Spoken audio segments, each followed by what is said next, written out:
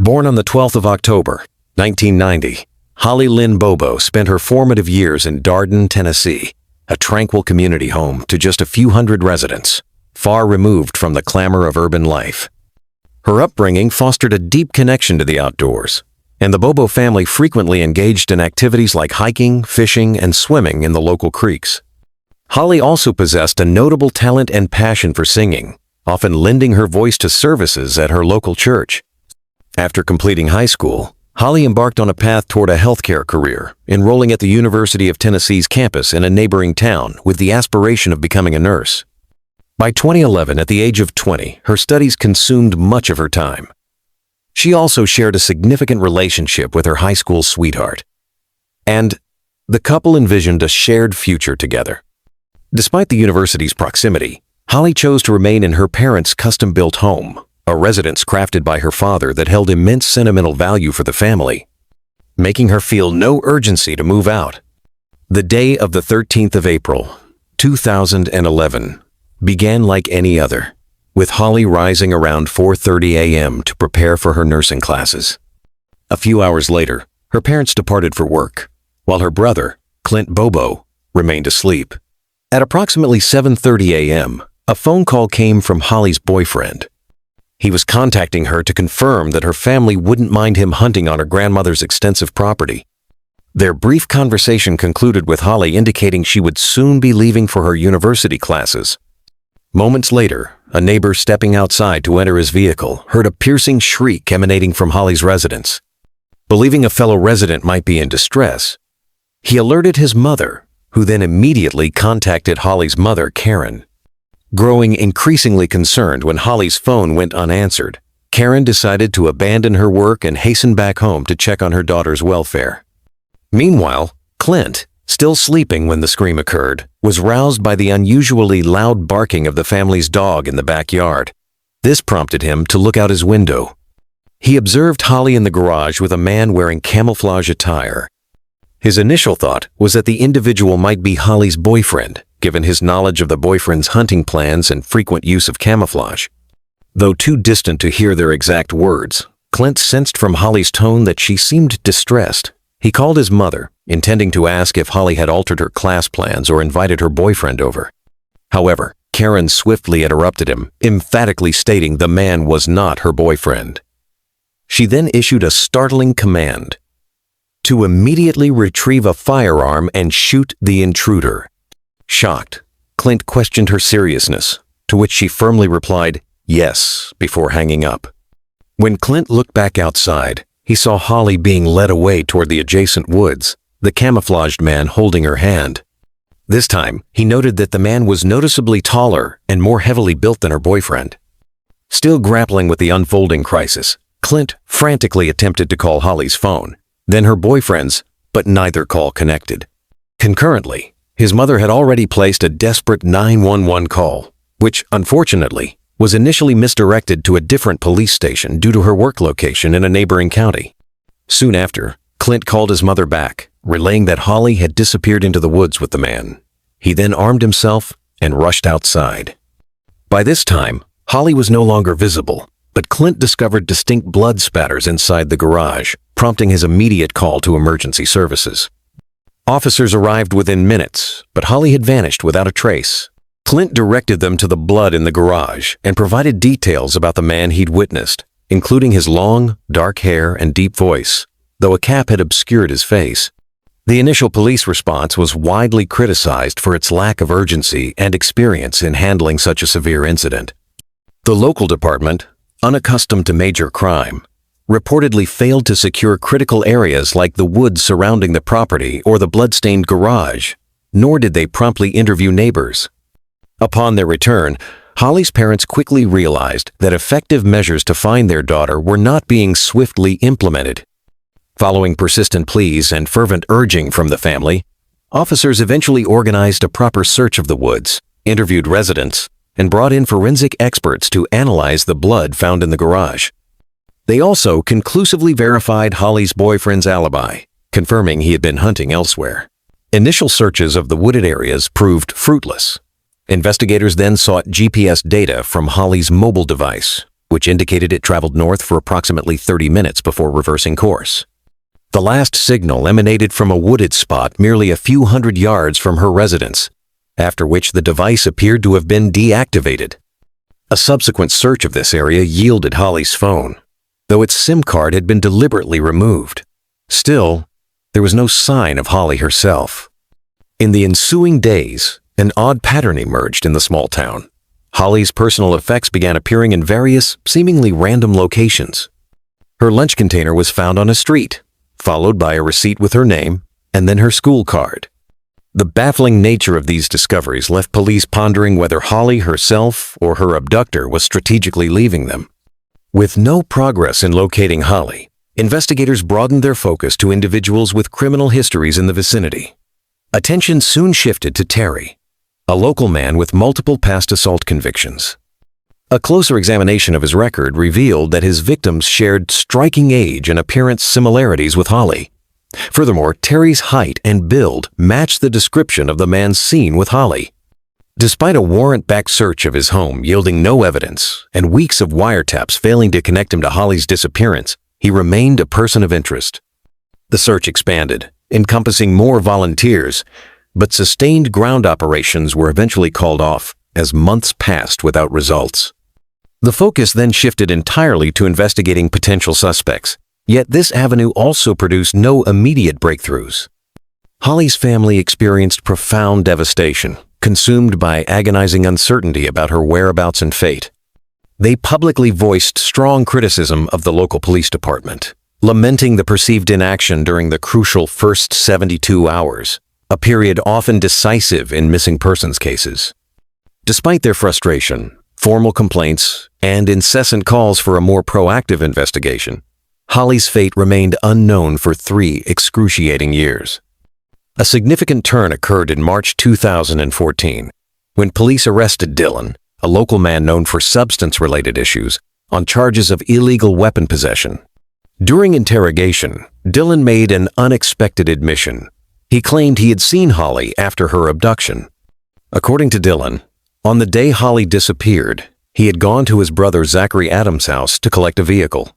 Upon entering the living room, he asserted he saw Zach, their mutual acquaintance Jason Autry, and another person, Holly, who appeared visibly terrified.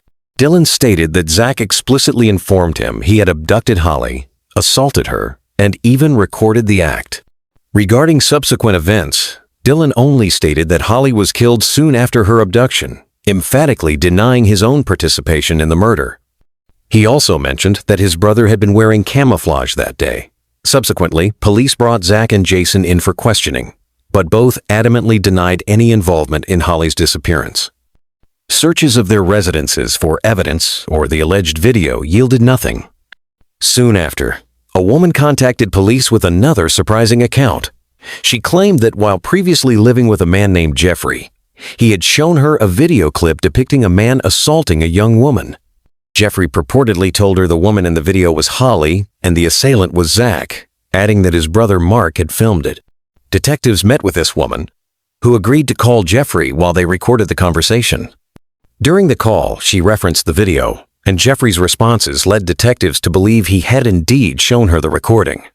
Jeffrey and Mark were promptly arrested. However, during questioning, both denied involvement in Holly's disappearance or knowledge of any video. When played the recording of his call, Jeffrey claimed he must have misunderstood the woman's question, noting his ex-wife's name was also Holly, suggesting potential misinterpretation. Searches of their homes and electronic devices yielded no video or evidence linking them to the initial 3 suspects, leading to their release as the witness's statement alone was insufficient for charges. Nevertheless, as investigators persisted in establishing connections between these individuals and Zach, they identified another suspect, Shane, who had been in contact with Zach on the day Holly vanished. Suspecting Zach might have sought Shane's aid in disposing of a body, investigators questioned him. Shane ultimately conceded he knew where Holly's remains were hidden. Detectives offered him full immunity in exchange for his testimony against others involved and for leading them to the body. Shane accepted, but for reasons never fully clarified, he was unable to precisely locate Holly's remains. Consequently, his immunity deal was revoked. A crucial development came in September 2014 when a group of ginseng hunters in a secluded wooded area of northern Decatur County, approximately 19 miles from Holly's home, stumbled upon a large bucket hidden in brush. Upon discovery, one of the men found a human skull inside and immediately notified authorities. Forensic experts swiftly arrived, collecting partial human remains which were sent for identification. Detectives immediately suspected they might be Holly's, and dental records quickly confirmed it. Though the remains had been exposed for 3 years, making precise details of her death challenging to ascertain, one grim fact was undeniable. A bullet hole in the skull confirmed she had been shot. Holly's death was officially ruled a homicide. With the case reclassified as murder, detectives intensely focused on their 4 primary suspects: Zach, Dylan, Jason, and Shane. They decided to concentrate on Jason Autry and brought him in for questioning. Initially, he maintained his denials. However, upon being informed he could face a life sentence for murder, Jason agreed to testify against Zach.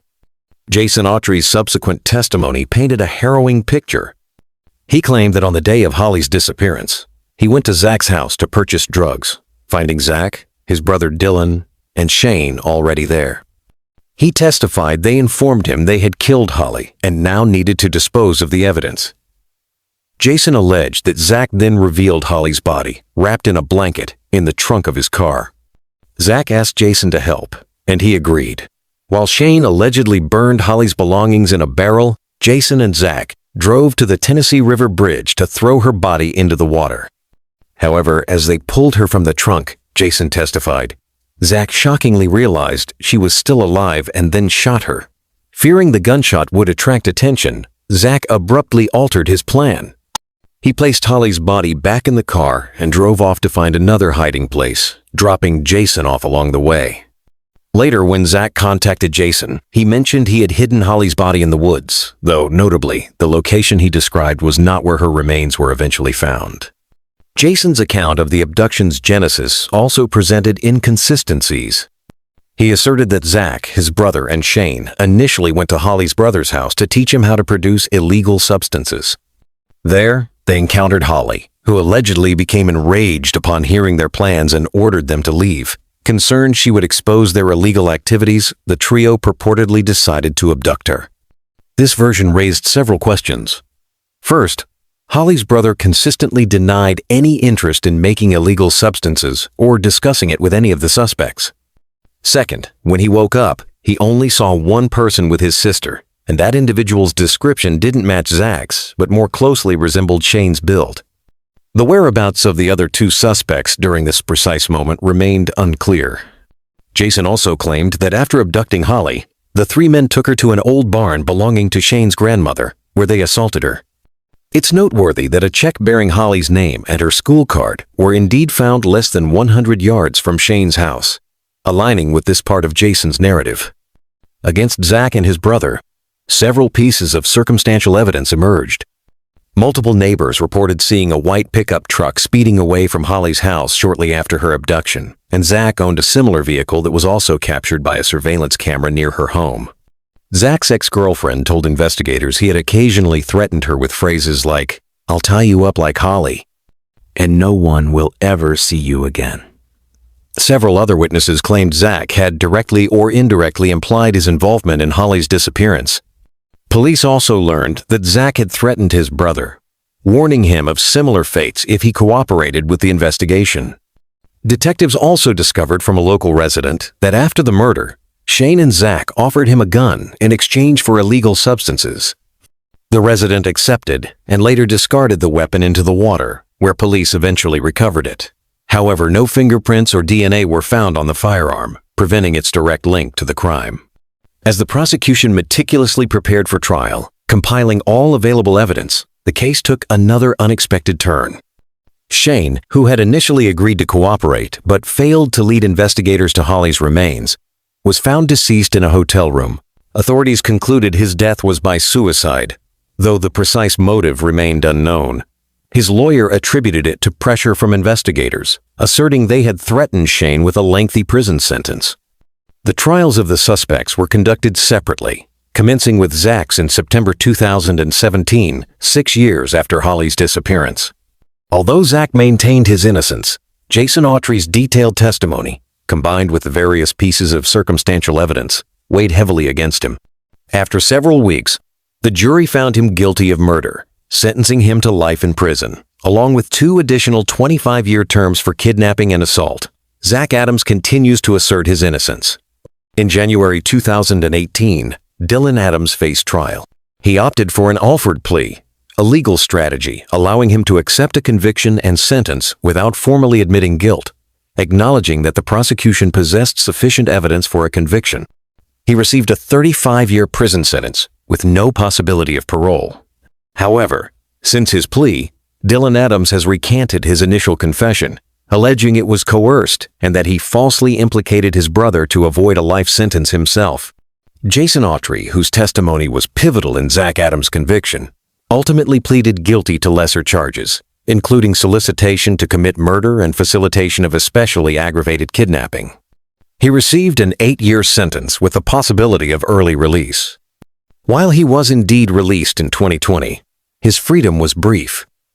He was later arrested for unrelated federal weapons violations and sentenced to 19 years in federal prison. Despite the convictions, the Holly Bobo case remains a subject of considerable controversy and ongoing legal challenges. Zachary Adams' conviction was upheld by the Tennessee Court of Appeals in 2022. However, his legal team has since intensified efforts for a new trial. A petition filed in early 2024 largely bases its argument on the claim that the prosecution's key witness, Jason Autry, has now recanted his trial testimony. Court documents indicate Autry now asserts he fabricated his entire narrative while in jail, meticulously crafting a believable story using cell phone data to avoid a life sentence. Autry's attorneys have invoked his Fifth Amendment right against self-incrimination, preventing him from testifying at post-conviction hearings. As of late September 2024, a judge denied Adams' petition for a new trial, ruling that the defense had not presented sufficient new evidence beyond unsworn blanket statements. Further complicating the legal landscape, John Dylan Adams has also provided testimony supporting the recantation claims, stating he lied about his brother, forcing him to rape Holly Bobo, and that neither he nor his brother killed her. He maintains he accepted his plea deal under duress, fearing a similar fate to his brother. The ongoing legal challenges and shifting testimonies underscore the profound complexities, controversies, and unanswered questions that continue to surround Holly Bobo's tragic case. While convictions have been secured, the persistent appeals and recantations highlight the continuing search for an absolute, undisputed truth in this deeply disturbing chapter of Tennessee's criminal history. The lack of a single direct piece of physical evidence unequivocally linking the suspects to Holly's kidnapping and no fingerprints or DNA found in Zach's car or home remains a central point of contention for the defense. They contend the entire case rests on fabricated statements, alleging police coerced Dylan and Jason into false confessions through threats of lengthy imprisonment. Furthermore, the accounts of Dylan and Jason diverge in key areas. Dylan initially claimed he saw Holly alive at Zach's house, while Jason stated he found her dead in the trunk before she was allegedly shot again. Physical descriptions also present discrepancies. While Clint Bobo initially described the abductor as having long, dark hair, Shane, who more closely matched Clint's description of the abductor's build, had short, light hair. Another unidentifiable palm print was found on Holly's car, which did not match her family, friends, or any of the suspects. Its relevance to the case remains unconfirmed. Zach Adams' attorney has consistently pointed to Terry as a more plausible suspect, recalling that police initially investigated him due to his past assault convictions against women resembling Holly. Although Terry's wife provided an alibi for him on the morning of the abduction, the defense suggested it might have been false, noting her actual work schedule that day and the fact that a hardware store could not confirm his purported purchase of a bathtub. Terry's action of cutting his long, dark hair immediately after Holly's disappearance also raised suspicions. Allegations arose that Terry's wife might have assisted him in committing crimes.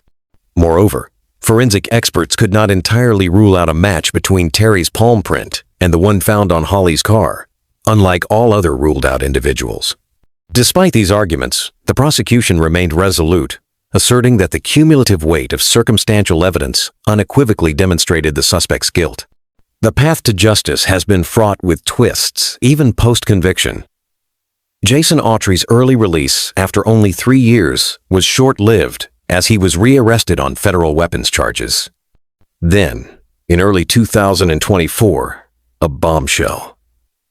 Jason publicly claimed his trial testimony was fabricated, asserting he invented the entire story to secure a plea deal and avoid a life sentence. This dramatic recantation prompted Zach Adams to file a motion for a new trial, but it was denied in late September 2024. The judge ruled that Jason's statements alone were insufficient to overturn the case, citing other existing circumstantial evidence against Zach. The timing of Jason's recantation, while he was awaiting trial for his federal weapons charges, he was sentenced to 19 years just a month before Zach's appeal ruling, raises questions about his motives, suggesting it might have been an attempt to influence his own legal outcome. As it stands, all 3 convicted men, Zachary Adams, John Dylan Adams, and Jason Autry, remain incarcerated. The only real avenue for a retrial hinges on their legal teams unearthing new, compelling evidence that either exonerates them or decisively implicates another party. However, no significant breakthroughs on that front have occurred to date, and the prosecution continues to maintain their definitive guilt. The Holly Lynn Bobo case, though officially marked with convictions, persists as a complex and deeply contested narrative in the annals of criminal justice. Pamela Chrysler spent her life pulling people back from the edge. As a counselor in mental health and substance abuse, she was a quiet force of compassion, someone who didn't just listen, but truly heard. To those struggling, she offered more than guidance. She offered grace. She was 49 years old and grounded by purpose, a woman devoted to helping others rebuild. But on an ordinary August night in 2002, that life of service ended violently in a crime that would go unsolved for over 15 years. Pamela had recently moved to Athens, Georgia, a college town with southern charm and a youthful buzz. She was house-sitting for a friend, Charles Elam, at the College Place complex, now University Oaks, on Sycamore Drive. Elam had gone to Florida, and Pamela agreed to watch over the apartment while he was away. It seemed like a favor between friends. But by the evening of the 21st of August, that apartment had become a crime scene. Residents first noticed a strange odor. When staff traced the smell to Unit 408 and opened the door with a spare key, they found a gruesome scene inside. Pamela's body lay lifeless on the living room floor. She had been stabbed more than 20 times, brutally, senselessly. She wore only underwear, and her body had been covered with a sheet, a gesture as strange as it was unsettling. The living room was soaked in blood. Yet oddly, only 1 drop of someone else's blood was found, on a newspaper on the kitchen counter. DNA confirmed it came from a man, but no match was found in any database. There were no signs of forced entry at the front door, but the balcony door was open just slightly. It suggested the killer had entered through it, and perhaps left that way too. The attack had all the signs of a robbery gone wrong. Pamela had no known enemies. She wasn't involved in any dangerous relationships. She had simply been in the wrong place at the wrong time. Elam, when contacted by investigators, told them he had met Pamela recently. They'd gone on a date that didn't develop into anything romantic, but they remained friends. He confirmed that she was staying at his apartment while he was away. Elam admitted to speaking with her daily until she suddenly stopped answering 4 days before her body was found. That worried him, but he assumed she'd just been busy. Detectives were immediately suspicious. Elam had volunteered details no one had released to the public, like Pamela's habit of leaving the balcony door slightly open. Why would he mention that unless he knew something more? He also made a bizarre request to the apartment manager. He asked for the blood-stained carpet to be cut out so he could test it himself. But when pressed, Elam provided solid proof of his whereabouts in Florida. Receipts, eyewitnesses, co-workers. His alibi held. His DNA didn't match the blood at the scene. As strange as his behavior was, he hadn't killed Pamela. The investigation shifted. Detectives dug into Pamela's clients, people struggling with addiction and mental illness, but found no clear suspects. They considered the possibility of a random break-in, especially since the apartment was on the ground floor with an open balcony. Nothing seemed stolen at first glance. until Elam noticed that his vacuum cleaner was missing. At first, this seemed trivial, but when investigators checked local pawn shops, they found the vacuum sold just days after the murder. There were no cameras, and the clerk only remembered a young man, around 20, dropping it off. Still, it was a lead. Soon after, a neighbor came forward with a chilling memory. On the night of the murder, she had heard noises and peeked through her peephole. She saw a young man, someone she didn't recognize, wheeling a vacuum out of Elam's apartment. Just as she considered opening her door, something stopped her. She cracked open a soda can, and the sound startled the man. He turned and stared at her door before quickly vanishing. It was a close call and a narrowly avoided second tragedy. Using her memory, police created a composite sketch. It was a close match to the pawn shop employee's description. The sketch was shared publicly, but no one came forward. Tips dried up. The case went cold. For years, Pamela's story faded into the background, a silent tragedy buried under newer headlines. Her name became an unanswered question. But the answer had been waiting all along, frozen in a single drop of blood. In 2017, a man named Abdus Salam LaRoche was arrested for selling bootleg DVDs in Metro Atlanta, a minor crime. As part of the case, he had to submit a DNA sample. That unremarkable moment unraveled a mystery that had haunted Athens for over a decade. LaRoche's DNA was a match to the blood found on the newspaper in Elam's apartment. It was definitive. Police moved swiftly. On May 8, 2018, they arrested LaRoche, then 34 years old. He didn't resist. Soon after, LaRoche began to talk. Years earlier, while living in California, he had confided in someone close to him. He admitted to stabbing a woman in Georgia. He had broken into an apartment to steal money, not expecting anyone to be home. But Pamela had been there. She had woken up. She had seen him. So he killed her. Whether out of panic or cold calculation, LaRoche stabbed her over and over, ensuring silence. But he underestimated science. Pamela's body couldn't speak, but her blood held the truth, and it waited patiently until justice caught up. Initially, LaRoche was charged with malice murder, felony murder, aggravated assault, and burglary. But in January 2020, he accepted a plea deal. The most severe charges were dropped in exchange for a guilty plea to voluntary manslaughter. He was sentenced to 40 years, 20 in prison, 20 on probation. To some, that wasn't enough. Pamela's murder had been cruel, unnecessary. But for her loved ones, imperfect justice was better than none. Her name could now be spoken not as a mystery, but as a memory honored. Her story was featured on the Case with Paula Zahn in an episode titled, Don't Open the Door. It reminded the world who she was, a healer, a listener, a woman who made others whole.